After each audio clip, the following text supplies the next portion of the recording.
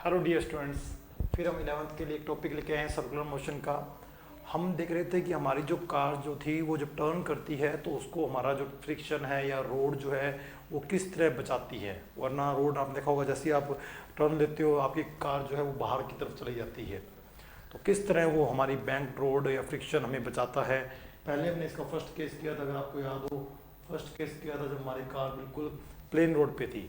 पहले के ज़मानों में जो रोड टर्न आता था, रोड वैसे ही रहती थी जैसे फ्लैट चल रही है, कोई ऐसा नहीं है कि उठाव आएगा।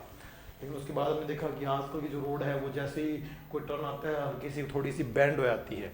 इस बैंड का फ़ायदा था, यानी ये हमारी स्पीड आई थी कि आप ये अगर बैंड हो तो ये सेफ स्पीड है रूट में RG10 थीटा, यानी रोड का जो एंगल है थीटा वो कार को थोड़ी सी ज़्यादा वेलोसिटी तक कंट्रोल कर पा रहा है। लेकिन इसमें हमने फ्रिक्शन नहीं देखा। अब हम बात करें अगर फ्रिक्शन अप्लाई होगा तो क्या होगा। अगर हम इस केस में फ्रिक्शन को भी देखें, एक मिनट में थोड़ा सा कैमरे को अरेंज कर लेता हूँ। ओके, अब हम बात करें इसके अंदर हम फ्रिक्शन को भी देखें तो क्या होगा। अब हमारी मैक्सिमम स्पीड, क्योंकि हमने फ्रिक्शन पहले नहीं देखा, इस केस में हम फ्रिक्शन को भी देखने वाले हैं स्टूडेंट्स। तो पहले मैं सारे फोर्स दिखाता हूँ कि कार का जो वेट फोर्स है वो डाउनवर्ड है। कार का नॉर्मल थोड़ा सा टेढ़ा रहेगा क्योंकि सरफेस टेढ़ी होगी, तो नॉर्मल के यहाँ पे कंपोनेंट बनेंगे। ये जो रोड का जितना एंगल है उसी वजह से ये नॉर्मल का एंगल बना है, तो ये भी कोस थीटा ही रहेगा। इसके परपेंडिकुलर जो आ गया वो आ गया n साइन थीटा। कार हमारी बाहर जा रही है क्योंकि सेंटीमीटर फोर्स कार को बाहर लेके जा रहा है। और अब हम बात कर रहे हैं, हमें पता है कि रोड कार अगर बाहर जाएगी तो फ्रिक्शन रोड के साथ साथ अंदर की तरफ लगेगा। ये है स्टूडेंट फ्रिक्शनल फोर्स। तो ये भी आप देखोगे तो एंगल पे लग रहा है, इसके भी कंपोनेंट बन रहे हैं। तो ये एंगल थीटा है तो ये भी एंगल थीटा है। यहाँ बनेगा फ्रिक्शन कोस थीटा और यहाँ बनेगा फ्रिक्शन साइन थीटा। इस टाइम आप ये बोल सकते हो कि friction is applied in this situation. जबकि हमने पहले भी एक केस किया था, तब हमने फ्रिक्शन को इग्नोर कर दिया, हमने फ्रिक्शन नहीं सोचा। तब हमारे दिमाग में बस ये था कि रोड को जो हमने बैंड किया इसका बेनिफिट हुआ कि नहीं हुआ। तो आपने देखा कि वहाँ वेलोसिटी 10 थीटा के रूट के प्रोपोर्शनल थी। आप थीटा बढ़ाएंगे, रोड को जितना उठाएंगे आपकी जो कार है हाई स्पीडली से वहाँ से टर्न कर जाएगी। अब हम देख रहे हैं कि साथ में फ्रिक्शन भी क्या कर रहा है। फ्रिक्शन की कहानी ये है कि वो हमेशा मोशन के अपोजिट लगता है। कार बाहर जा रही है तो फ्रिक्शन अंदर लगेगा। अब देखते हैं कौन किसके बैलेंस हो रहा है। तो सारे मैं इक्वेशनों को बैलेंस करता हूँ, तो अब ध्यान से देखें, बाहर इधर एक ही फोर्स लग रहा है सेंट्रीपिटल फोर्स, जबकि यहाँ पर दो फोर्स लग रहे हैं, एक नॉर्मल का साइन और एक फ्रिक्शन का कोर्स, दोनों ही इधर की तरफ है। तो भाई mv²/r ये दो से बैलेंस हो रहा है। एक n तो हो गया साइन से प्लस फ्रिक्शन का हो गया कोस थीटा, ये तो होगी इसकी वैल्यू। और फ्रिक्शन आपको पता है, सबको पता है फ्रिक्शन किसके इक्वल होता है, म्यू एन के। वो वैल्यू भी मैं यहाँ प्लेस कर देता हूँ। तो mv²/r n साइन और फ्रिक्शन की वैल्यू भी मैं लिख देता हूँ म्यू एन कोस। ये बन गई आपकी फर्स्ट इक्वेशन जिसने लेफ्ट साइड के सारे फोर्स को राइट साइड के सारे फोर्स से बैलेंस कर दिया। अब बात करते हैं अपवर्ड डाउनवर्ड की। डाउनवर्ड में दो फोर्स हैं, अपवर्ड में एक फोर्स है। तो इसका मतलब mg डाउनवर्ड में है प्लस फ्रिक्शन का साइन डाउनवर्ड में है। ये बैलेंस कर रहे हैं n कोस को। मैं आपको यही बोलूँगा कि यहाँ से mg को अलग कर लें, इसको भी उधर भेज दें क्योंकि नॉर्मल फ्रिक्शन सारे साथ ही हैं। इसको उधर भेज दें और फ्रिक्शन की वैल्यू म्यू एन यहाँ भी लिख दें। तो ये बनेगा n कोस, पहली बात वहाँ जाएगा माइनस का होगा, फिर फ्रिक्शन की जो वैल्यू है वो है म्यू एन। ये आपकी आ गई इक्वेशन नंबर 2। अब स्टूडेंट ये जो स्पीड होगी वो आपकी मैक्सिमम स्पीड होगी, क्योंकि आपको जो बचाने वाला था आपने सारा कुछ इसमें देख लिया। आपने रोड को भी उठा दिया, जो आपको रोड बेनिफिट कर सकती थी आपने वो सारा बेनिफिट ले लिया। टायर का फ्रिक्शन जो था वो भी आपने देख लिया। अब अगर आप बच पाओगे तो आपकी किस्मत ही बचाएगी, वरना आप रोड के बाहर जाएंगे और शायद आप मतलब कोई दुर्घटना से भी फेस कर पाएंगे। तो आपको ये चीज़ें ध्यान रखनी चाहिए। अब आपकी मैक्सिमम स्पीड है। अब अगर मैं इक्वेशन 1 में इक्वेशन 2 का डिवाइड करूँ स्टूडेंट, तो आप देखें mv² में आ का डिवाइड तो हो ही रहा है, तो मैं उसके साथ mg का और कर रहा हूँ। इसमें से स्टूडेंट मैं कॉमन ले रहा हूँ n कोस।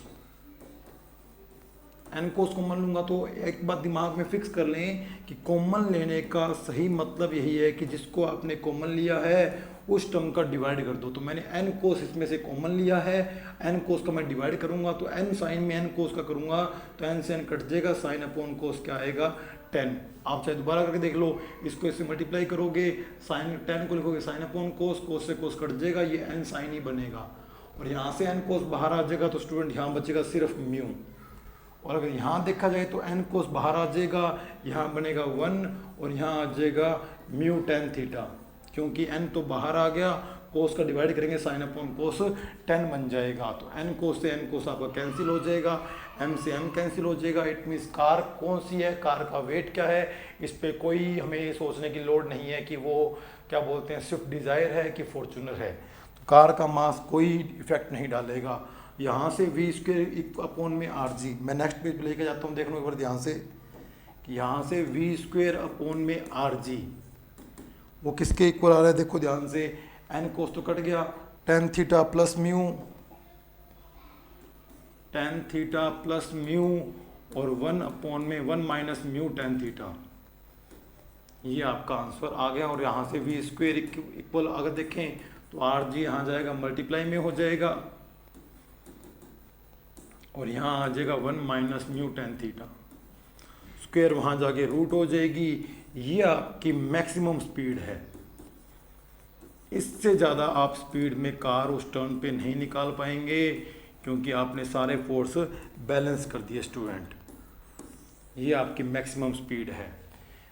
अब अगर मिनिमम की बात करें तो आप यहीं पर भी फॉर्मूला याद कर सकते हैं कि ये दो जुड़ के और ये दो घट के जब मैक्सिमम दे रहे हैं, अगर मुझे मिनिमम चाहिए सारा केस रिवर्स कर दो, इसको माइनस कर दो, इसको प्लस कर दो, तो आपका रिजल्ट जस्ट उल्टा हो जाएगा। ये वही बात होगी कि अगर मान लो क्लास के दो टॉपर स्टूडेंट को साथ बिठा दें, जो कहते हैं क्लास के बातूनी बच्चे, उनको अगर अपने दूर कर दें तो रिजल्ट अपने आप बढ़िया जाएगा। अगर हम उल्टा कर दें, बातूनी बच्चों को साथ बिठा दें और टॉपर्स को अगर हम दूर कर दें तो सारा रिजल्ट भी क्या हो जाएगा, उल्टा हो जाएगा। तो वही चीज़ अगर हम ये चीज़ मैक्सिमम ये चीज़ जुड़ के इसके प्रोपोर्शनल है, इसके जुड़ने से ये वैल्यू बढ़ रही है और इसके घटने से वैल्यू बढ़ रही है, क्योंकि जितना ये घटेगा उतना ये बढ़ेगा और जितना ये बढ़ेगा उतना ये और बढ़ेगा, तो ये तो होगी मैक्सिमम। अगर रिवर्स करना हो तो मिनिमम का फॉर्मूला क्या बनेगा स्टूडेंट, वो देखें आप, R G tan theta minus mu 1 minus 1 plus mu tan theta, ये आपकी आ जाएगी मिनिमम स्पीड की। इससे कम स्पीड पे भी आप उस टर्न को मतलब कहते हैं कट नहीं कर पाएंगे। तो इससे कम स्पीड नहीं होनी चाहिए और इससे ज़्यादा स्पीड नहीं होनी चाहिए, इसके बीच की स्पीड से आप उस टर्न के ऊपर आराम से निकल जाएंगे। तो उम्मीद करता हूँ कि आपको हमारी इन वीडियोस से आपके टॉपिक्स क्लियर हो रहे होंगे। और स्टूडेंट्स हमारे सारे जो बैच हैं वो चल चुके हैं और अपने फ्रेंड्स के साथ हमारा ये जो यूट्यूब चैनल है प्रमोद ब्रा अकेडमी, इसको शेयर करें और हमारा जो प्ले स्टोर के ऊपर ऐप है प्रमोद ब्रा अकेडमी से उसको डाउनलोड भी करें। नए हमारे सारे बैच चल चुके हैं, ऑनलाइन के साथ साथ ऑफलाइन भी चल रहे हैं और ऑफलाइन वालों को यह ऑनलाइन जो पूरा एक्सेस है पूरे साल का वो बिल्कुल फ्री दिया जा रहा है। और दूसरी बात, हमारे ऑफलाइन बैचेस के अंदर भी हमारे सारे नोट्स, सारे मॉड्यूल, सारे टेस्ट सीरीज सब कुछ उसकी फ़ीस में ही इंक्लूड होता है। हम कोई एक्स्ट्रा फीस ना नोट्स की, ना मॉड्यूल की, ना कोई टेस्ट की हम अलग से लेते हैं। तो उसी फीस में हम पूरे साल बच्चे को ऑफलाइन भी एजुकेशन देते हैं। इस बार हमने ऑनलाइन भी फ्री देने की बात कही है। Thank you students.